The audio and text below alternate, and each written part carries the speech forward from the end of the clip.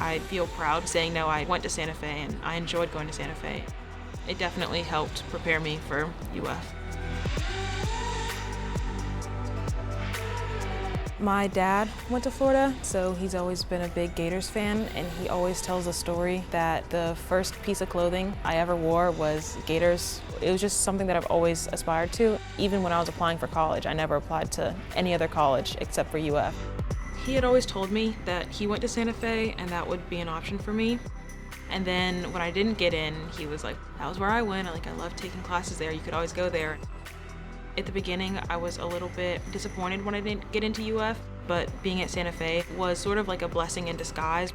I felt like I got a very well-rounded education. I was excited to get up in the morning to come to class, and I felt like I was very well prepared with not only just the professors, but also just the level of rigor in the courses itself.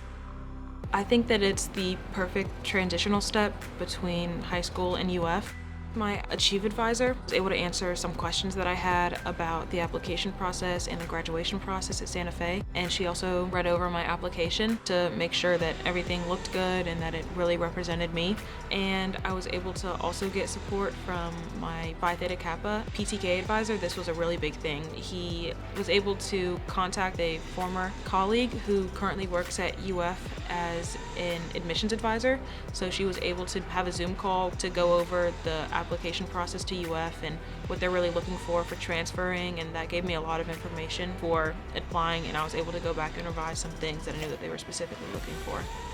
And then when I did get in, I told them, parents, I got into UF, and then they just stood up and they started screaming and jumping around the room and hugging me. So I know that even though it was my goal, it was definitely their goal for me as well.